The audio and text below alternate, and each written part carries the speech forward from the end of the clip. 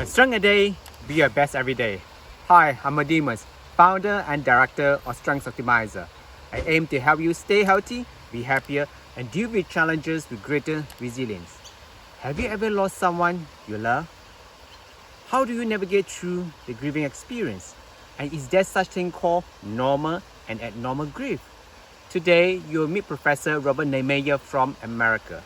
Rob will show you how to cherish, remember, and honor your loved one by creating meaning and a continuing bond with them. Thank you.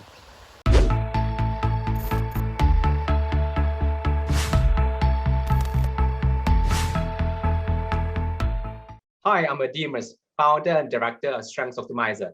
Thank you for watching Strengths Optimizer, the Science Up Your Wellbeing series. Today, we have Dr. Robert Neimeyer joining us all the way from Mexico. Robert is a professor in the Department of Psychology, University of Memphis. He also served as director of the Portland Institute for Loss and Transition, which offers training and certification in grief therapy. Robert is currently working to advance the theory of grieving as a meaning-making process. In recognition of his contributions, he has been granted the Eminent Faculty Award by the University of Memphis, made a fellow of the Clinical Psychology Divisions of the American Psychological Association, and given Lifetime Achievement Award by both the Association for Deaf Education and Counseling and International Network on Personal Meaning. I'm so grateful that you can join us today. Bob, how are you doing? I'm doing well, Demus, and I appreciate the invitation to join in a conversation about such important matters in human life and death. As we begin, I also want to acknowledge that being here in Mexico, in the little Colonia Guadalupe, which is part of San Miguel de Allende, Saints' Days are celebrated about 4 or 5 days a week, it seems. Wow. And they're celebrated with fireworks that people set off. So if you hear explosions in the background, it may be because the ideas we're talking about are of explosive significance, but I'm not under attack. I just want to reassure the listeners that I'm in a secure place and that those are celebrations and not threats that we're hearing about. Thanks for the reassurance and clarifications, knowing that you're not in danger, but it's more a festive event or season. Yeah. Okay, so Bob, today, thank you for taking the time to share your passions and expertise in grief, loss, and transitions. Particularly, I'm interested to find a little bit more of how people actually create or construct meanings after experiencing significant losses. But before that, I understand that your work as an academic researcher and practicing psychologist specializing in grief, loss, and transition for almost 40 years.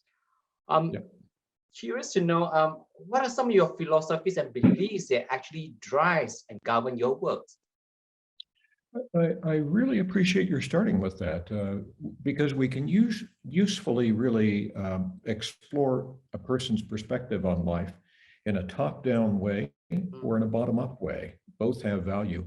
In a top-down way, as you're inviting, you could think about what are the premises and beliefs that for me are philosophically central to human life? And I'd say that there are several.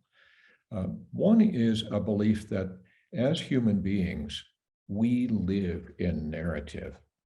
We are marinated in meaning at the most basic levels of our organization, neurologically, personally, agetically, socially, relationally, in terms of larger cultural and spiritual frames.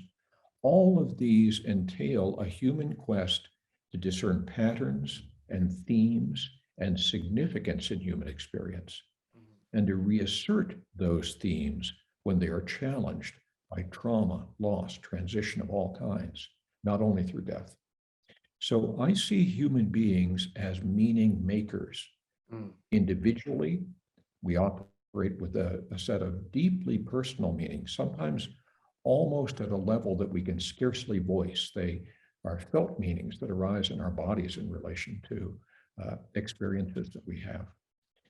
But they also are intricately social. We negotiate them with others, with members of our family, as we negotiate role relationships and the significance of shared transitions with others in our family and social network. So I do see grieving as one major site of meaning making.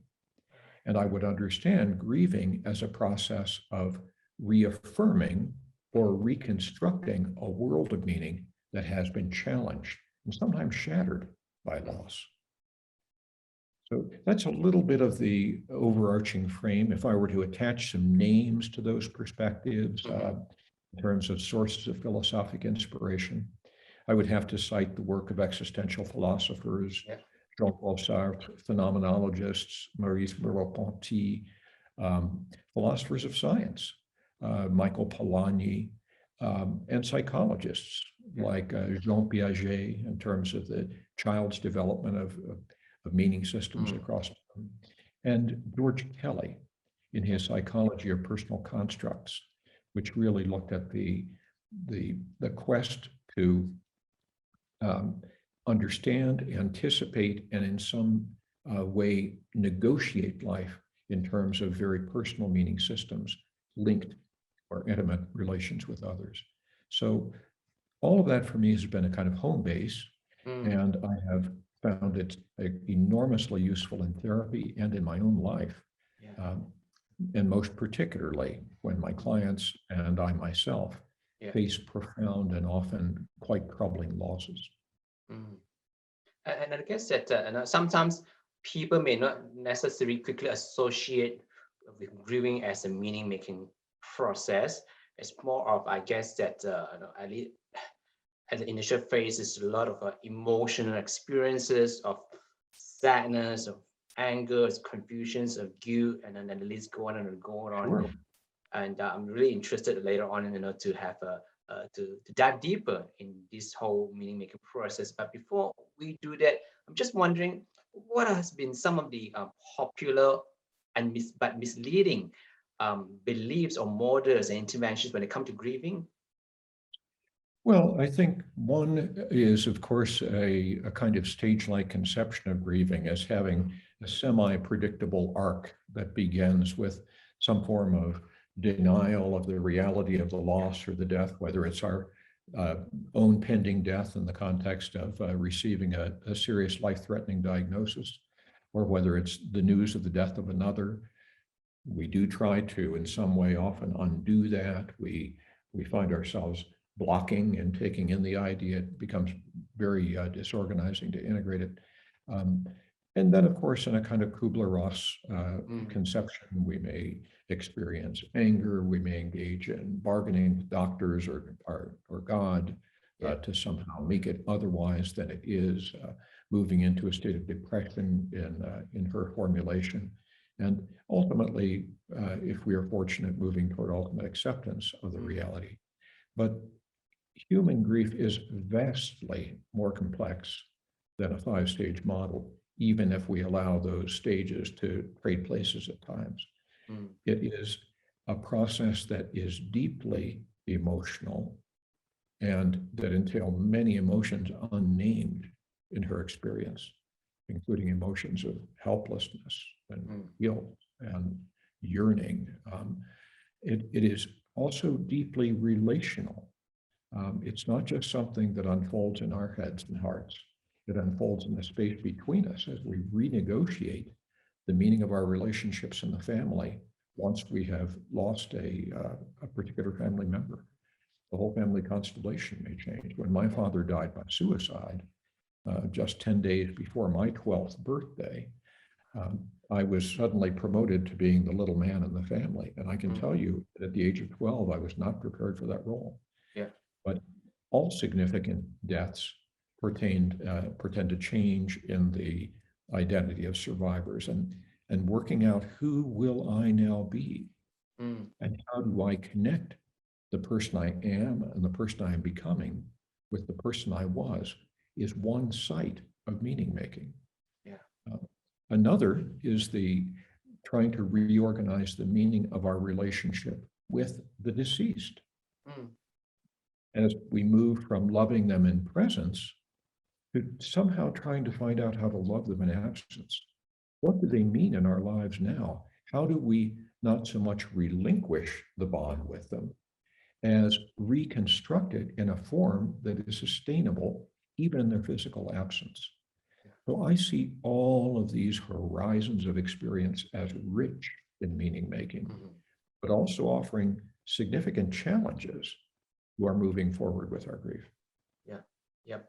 I think you sort of answer one of the questions that I'm interested to find out, which is this whole understanding of maintaining a continuous bond with the disease, which I guess that sometimes some people may view this as pathological or unhealthy, especially with this whole cliche saying that when you're grieving, part of successful grieving is that you got to move on, but without necessarily understanding what does moving on means. Does it mean that forgetting? Does it mean that living without the memories of past disease? So I guess that that's another areas that I'm really keen, for you, Bob, to unpack. When you talk about maintaining a continuing symbolic bonds with the disease, can you just elaborate a little bit more further for our listeners?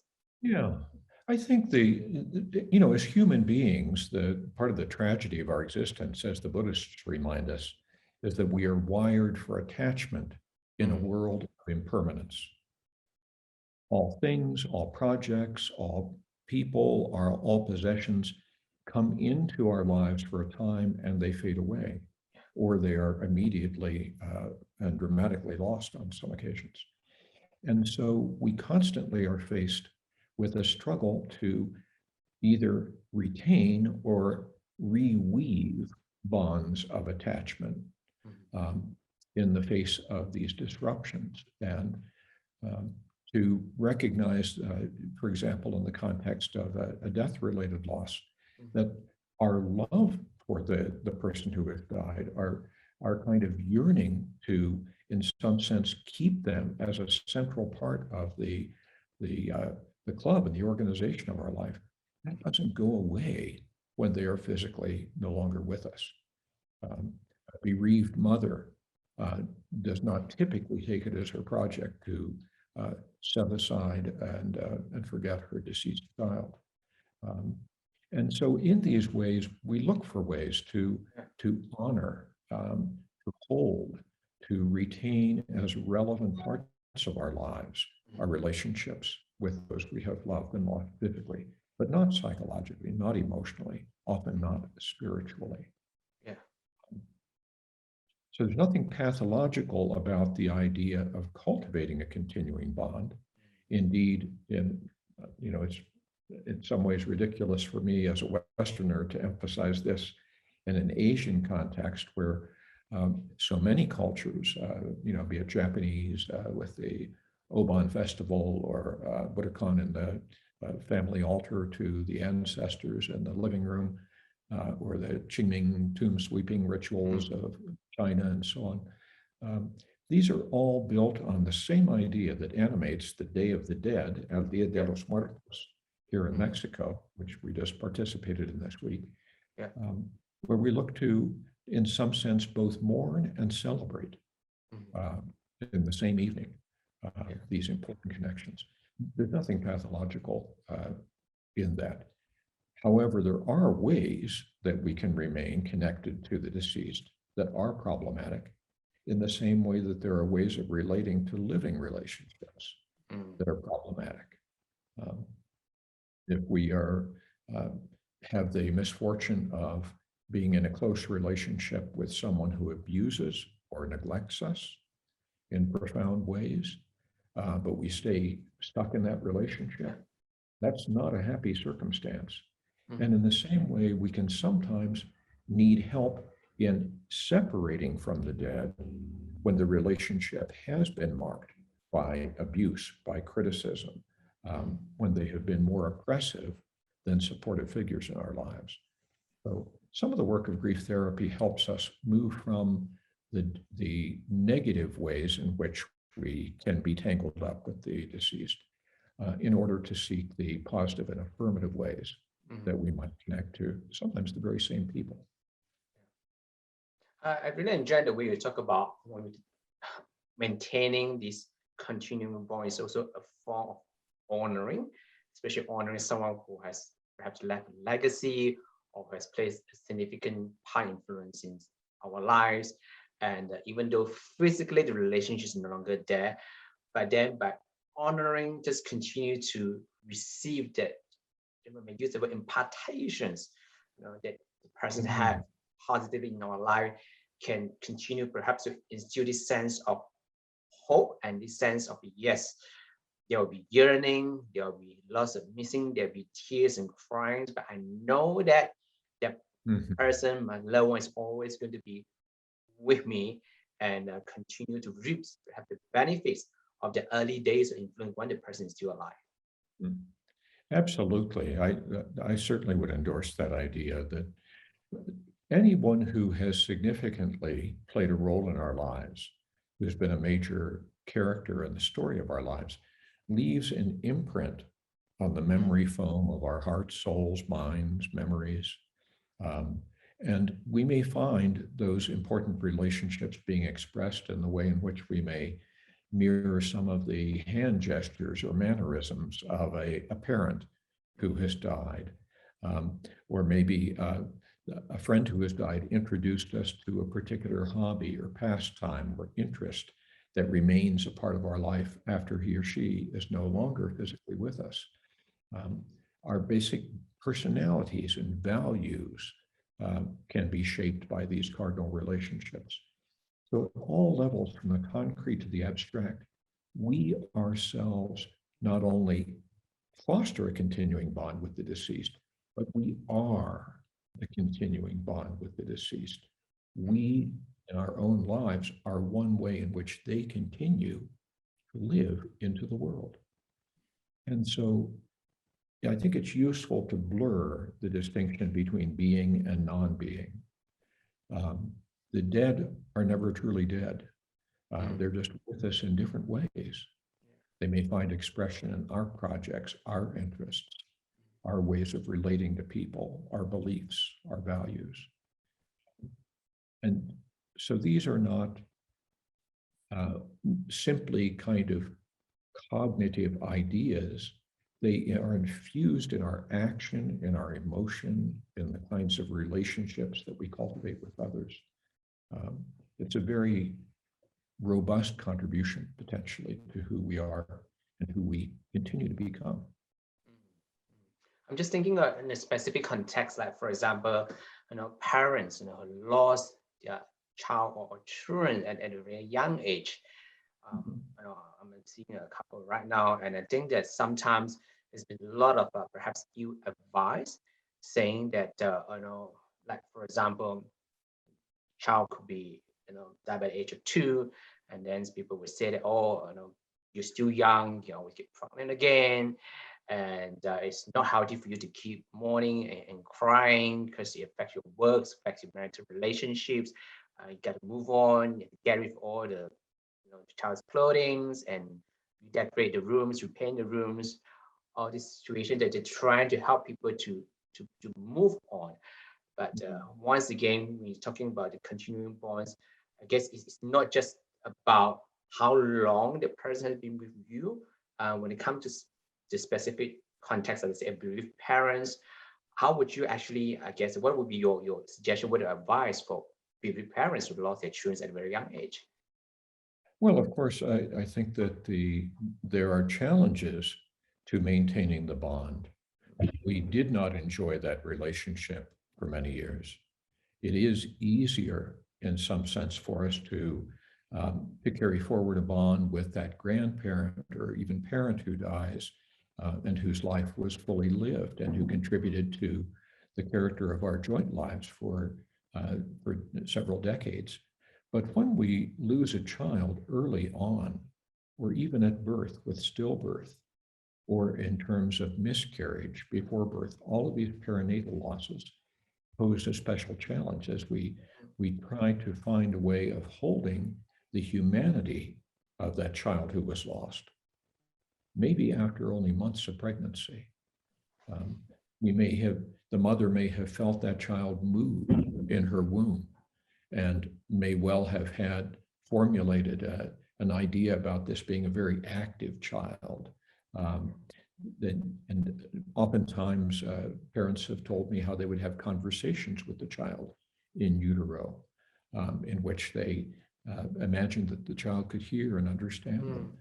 So this work of addressing and honoring the humanity of the child begins long before birth. And it's certainly at the point that the child comes into the world, receives a kind of reception by the family for however long that child lives. That humanity is reinforced as well at a social level.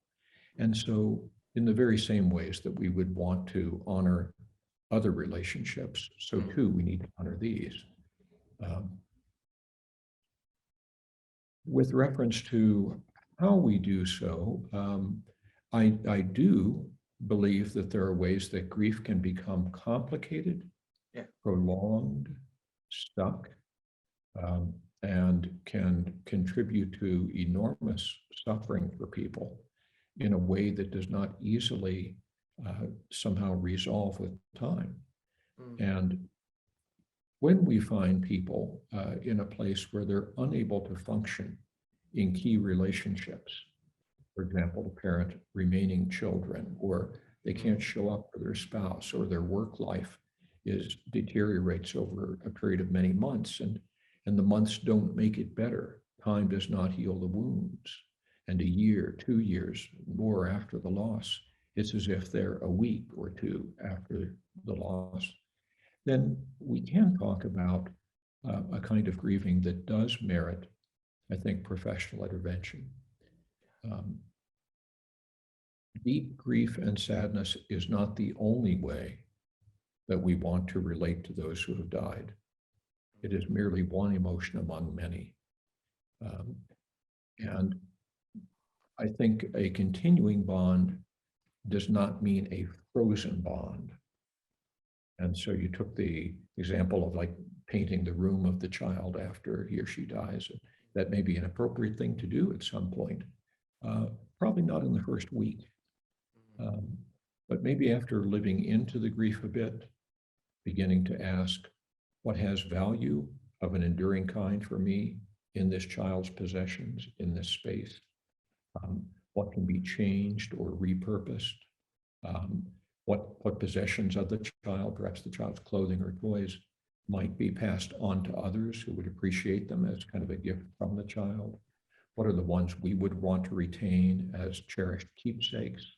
What might we contribute to charity, for example, for distribution to others who need them, but who we don't even know?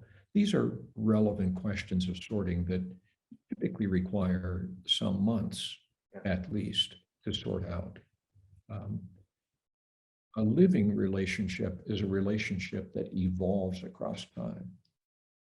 Right? When we marry a partner, we don't continue to force them to be the 23-year-old person we married when we hit 46. We grow together. And so too, I think we can grow together with the dead. We evolve as people. Our understanding and the ways in which we relate to them also evolve with us across the lifespan. The way I feel about my father now, who again, I lost to suicide before I was 12, is very different in my 60s than it was in my early teen years, in my 20s, in my 40s. The bond evolves as I do, because I continue to make new meaning of my father's death and my own ongoing life. And that's the way it should be, I think. Sounds like a very active process. You talk about growing and evolving with our loved ones. That I know, as I said, it's not frozen, and Yes, make the relationship memories even more vibrant and beautiful. Yeah, I like the way you phrased that. It isn't a frozen relationship. It is something that involves growth, because life involves growth all the way through, from the beginning to the end. And indeed, in bereavement, beyond the end of the life of someone significant to us. They can continue to grow in importance to us.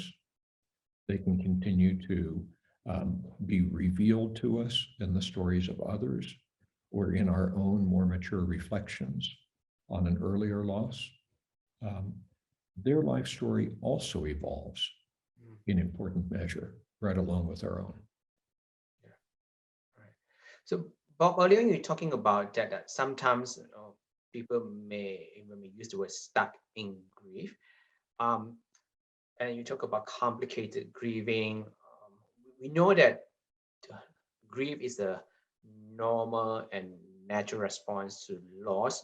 So is there actually such things as normal or abnormal grieving, or healthy or unhealthy grieving?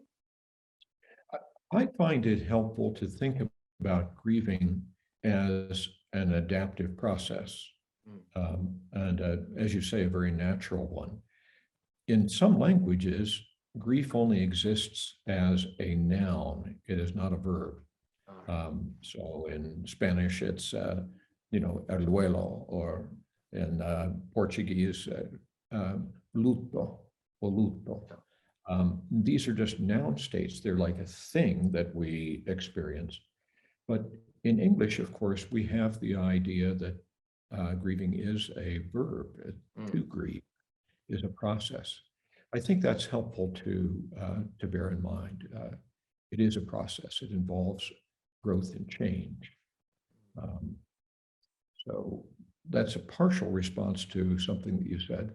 But I think there was another edge to what you were noting that I didn't pick up on. Yeah, I think that perhaps just trying to clarify or normalize for people who are listening, especially if they realize that, hey, I've been so-called grieving in the sense like crying consecutively in the last 4 weeks. I lost concentration at work. I doesn't seem to be able to enjoy a close relationship with my family members. Typical response is that, am I going crazy? Should I toughen myself up? When should I actually seek what we call professional grief counseling or therapy? I think, of course, the answer to when depends on what you experience. If I grow acutely suicidal in the early weeks following the death of my partner, which is not an uncommon experience, unfortunately. Suicide rates, for example, for men who lose their partners are 65 times higher in the early weeks of such loss compared to the normal rates of, the usual rates of suicide risk in men. So the answer might be, depending on the severity of what we're doing, are we cutting ourselves? Are we falling into a kind of alcoholic dependency? Are we taking risks?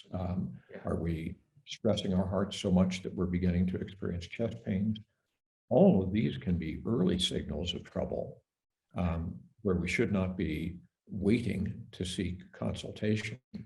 On the other hand, it is certainly perfectly normal to experience a real sense of decimation, sadness, yearning in relation to the deceased.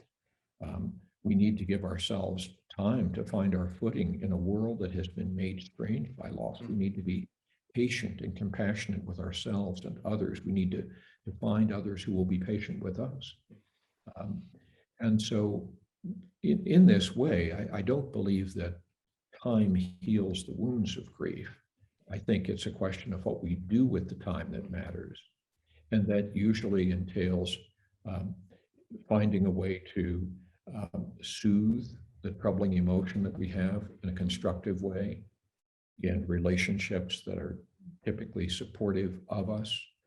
We find our way back to self-regulation through moderate exercise, caring for our bodies, attempting to sleep, doing these good things that self-care requires.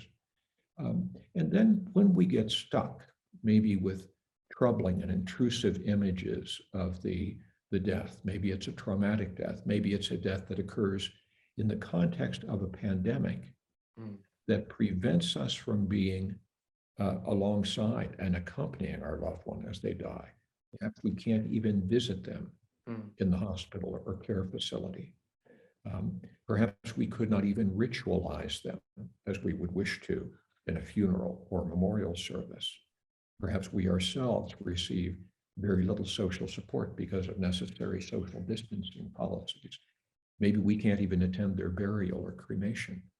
And when we experience that kind of difficulty, our research and our clinical and personal experience tell us that grief can be very complicated, and people can get stuck in a sense of overwhelming trauma and very complicated, unfinished business with the deceased, unresolved relational issues. We feel we failed them. We couldn't give or extend forgiveness. We couldn't celebrate the stories of their lives with them as they lie alone and dying on some machine. And so it's quite understandable that, especially in this period of time in which we are making this podcast, people are often going to experience a non-normal or adaptive kind of grieving because the circumstantial risk factors greatly complicate the experience of adaptive grieving. We're deprived of so many supports, and we feel that the circumstance was so deeply unsatisfying in many ways that we may be troubled by it for a much longer time and much more deeply than might otherwise be the case. So I'm glad that you actually touched on that, in the sense that certainly the whole COVID pandemic and the restrictions has complicated the usual process of people coming together, celebrating the life of the disease, performing different types of rituals that facilitate the completion of unfinished business, or even different types of closures. So when the world is beginning to, so to speak, opening up with easing restrictions, what would be your suggestions in terms of people who didn't actually have a chance to have a so-called proper funeral, memorial services? Is it a time that people can re-engage to do that again? I think that suggestion is a very humanizing one, and I like it very much. We don't have to accept the way things were in 2020 as we move into 2022. There are many cultures, of course, in which the recognition of the person's life, the celebration of that life, may take place not only in the few days following death, but it can take place at yearly intervals or at other significant intervals marked by various world belief systems, whether it's Orthodox Judaism or Buddhism. There would be natural times to come back together and to recognize a loss and celebrate a life. But even if we do not subscribe to these particular belief systems, we can take the cue from them that it is never too late to remember our loved ones well and beautifully, and to do so in a way that offers ritual support, the sharing of stories, the recruitment of cultural resources in a way to dignify the dead, and to continue to declare our love in relation to them and our respect. So I think we have a chance for a do-over as we move toward lessened restrictions. And creatively doing that could resolve a good many of the complications that we've mentioned. Yeah, especially early on, you also mentioned that, and a lot of people might feel guilty or maybe a sense of dishonoring, but not able to do the things that we used to be able to do, and just have to live with that guilt and maybe even shames. And it's important that remembering someone, a loved one, is not defined by a specific day or day. Once again, it's an active adaptation process of ongoing remembering and honoring. The dead are patient with us. They're not That's true. very quickly. And so in this way, we can choose significant dates. Maybe it is the anniversary of their death. Maybe it is the anniversary of their birth. Maybe it is a special holiday or festival time or a sacred day that coordinates with our culture and family system. So it isn't too late. And this is why grief therapy is much more than simply supporting people in the immediate aftermath of a loss. Often we have the opportunity to rewrite an unsatisfying story of the death and loss. We can even reopen a sense of connection and conversation between the living and dead, where clients are open to that and their belief systems do not make that a prohibited practice. And all of us carry with us internalized images of those we have loved and lost. And a lot of the guilt we have is in relation to those internalized images. So psychotherapy, of course, can bend the rules of usual social life, and it can prove, for example, conversations of an imaginal kind between the living and the dead about the things that trouble us, in which the client can be coached and supported in voicing both roles. To speak to the deceased may be placed in a symbolic empty chair about what weighs heavily on our hearts now, about the questions that we have now, the needs we discern now, the emotions that we struggle with. And then having said that and pausing, perhaps tearfully, we can be invited by the therapist to take the other chair, the chair of our father, our grandmother, our partner, our child, right, our brother, sister, friend, and to respond as if from that person's standpoint of what we have just voiced. What now, right?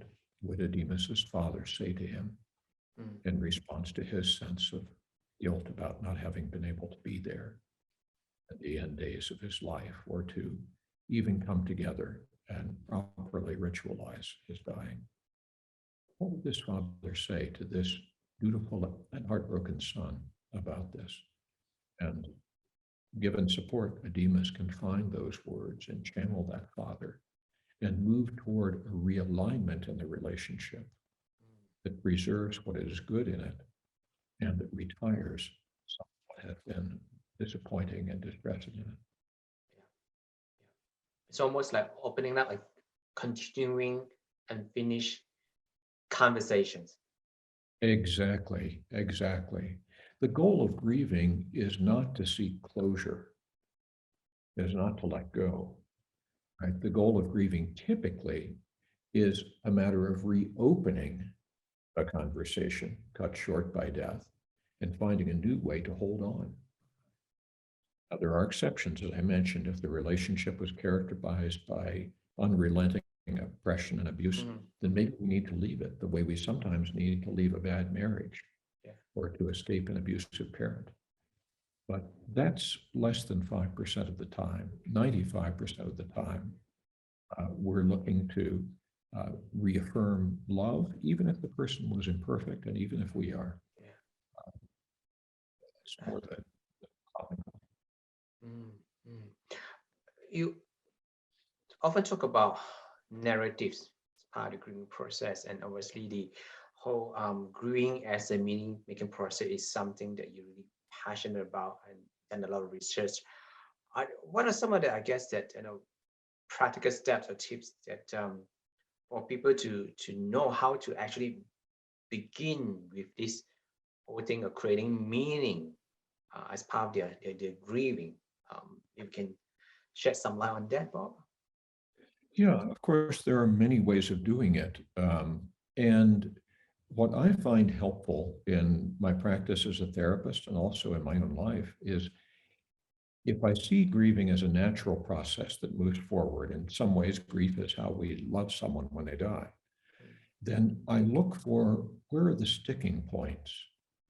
Where are the points of fixation or blockage that don't let me move forward? And I see three primarily that are important to address. One is that people may get stuck with in being very preoccupied with and fixated on the event story of the death itself, how it happened. Maybe it's a tragic death. Maybe the person died by suicide, homicide, fatal accident, natural disaster, tsunami. Right, there are horrific images associated with this, an airline disaster. Malaysia has been awash in these in recent years. And so those troubling, haunting images of the death may require meaning making. Yeah. And often that calls for an opportunity to sit down with someone who is willing to hear the whole story of what we witnessed happen, know happened, or imagined happened. Mm. As we slowly tell the story, not only what happened, what we imagine happened with the person's dying, whether in those tragic, violent forms, or whether in terms of a course of illness, to be able to share the hardest parts of that, Yeah. the parts that we typically tend to edit out of the story we tell other people in order to protect them. We need to be able to find an audience for the whole story. And not only for the story of what happened, but for the story of how each part of that touched us Mm. in a certain way. So when you saw your father, Demas, on that iPad or tablet or smartphone that the Mm. nurse was holding his face during the times of this dying of COVID, what happened in you, in your realm of emotion, in your body? What you saw his still face, oxygen mask, um, you know, keeping him alive in some sense, but with the sense that he would not return to you as a living being. What rose up in you in that moment? So we explore the internal narrative as well as the external narrative. We help the person make sense of what happened around them and what happened in them. So I would see that as a form of meaning making. Find an audience for your story. The second area where meaning is often interrupted is in the relationship with the deceased, as we implied that maybe we feel like we failed them in some important way. We feel guilt. Maybe we feel a sense that our life will be decimated without them. We feel kind of corrosive yearning and irreconcilable kinds of sadness. Um, perhaps we also feel a need for forgiveness from them or to extend forgiveness to them in some way. That calls not for a trauma-informed approach to therapy, but a kind of attachment-informed one. And even if we're not in therapy, we may, by honoring that relationship in the ways that we've talked about, maybe engaging in legacy projects in their name, in their merit, we can in some way begin to heal that relationship and to hold and value that relationship, and in a way overcome that kind of preoccupation or stuckness of a relational kind. And then the third domain that I often observe is that people struggle with the question of who am I now in the wake of this loss? If I am a mother or father who's lost their only child, are we still a parent, and in what sense? If I have, lost a parent, in what way can I still be a good son or daughter to that parent? How can we conserve identities rather than simply eliminating them? And sometimes we struggle with stigmatized identities. Maybe our loved one does die by suicide or by drug overdose, and social shame that attends that stigmatizes us as well as them. How do we deal with these questions of who are we now as individuals in a family? So those are the three big areas where finding a way to reclaim a positive identity, construct a meaningful, intelligible, tellable story, and renew a continuing bond. These are three major forms of meaning making, and there are 100 ways that we can accomplish each of those. So when it comes to the three major forms of meaning making, is it necessary or is it preferable that the person's does it with professional grief counselor therapies, or is it some sort of they can do it with, as I say, a willing audience who is compassionate enough to listen to the whole story here? Yeah, I imagine that roughly 15% of bereaved people need to consult a therapist. What we know about grief is that people are resilient. that most people are going to do a pretty good job of taking in this unwelcome transition across time. Not only are individuals resilient, but so too are family systems and cultural systems. And with adequate support from ourselves, from those who love us, and from our culture in general, we certainly don't need psychotherapists and counselors to do the work with us, except when we do. And in these times, where we've been doing a lot of study of the impact of the complications imposed by COVID, even if we lose a loved one to cancer or chronic obstructive pulmonary disease, that's, losing life one breath at a time, or dementia, whatever the causes of dying, they're often subject to the same complications. We couldn't be there. We didn't get enough support. Communication with doctors and nurses was far worse than it was in 2019. We may be, left out of the circle of care, out of an attempt to care for us. Not blaming healthcare systems, but all of these things can make the idea of grief therapy more understandable now, and maybe more frequently useful than it would have been only 2 years ago. Well, it's such a delight and pleasure to explore the nuts and bolts of grief and grieving. I only have one last question for you, Bob. Understanding you've been involved in grief loss transition for so many years. What is one thing that you have been doing this week to look after your well-being then? I've been enjoying life. Yay! I enjoy wonderful food. I Yeah. enjoy wonderful friendships. I'm deeply diving into the culture and language of this place that I am. I am so much so, I'm considering purchasing a home here. All right. So you're welcome to visit me in San Miguel, All right. starting a few months into next year. I'll certainly take that in mind. Wonderful, So wonderful. I believe that just as life involves growth and relishing what is still precious, so too does grief. And growing through grief, we have the opportunity to feel still more gratitude for the lives that we have and the lives that we had, as we embrace the lives that we might yet construct. So I appreciate your offering me a chance to talk about some of this. Oh, the pleasure is mine. Well, I'm afraid that our time is up for today. So once again, thank you for joining us. And for our listener out there, if you want to engage Bob's teaching and training expertise in loss and transitions, I believe you can visit his website. It's robertneimeyer.phd.com as usual. And I would say that even better than that one would be just Portland Institute, PORTLAND Institute, one word, .org.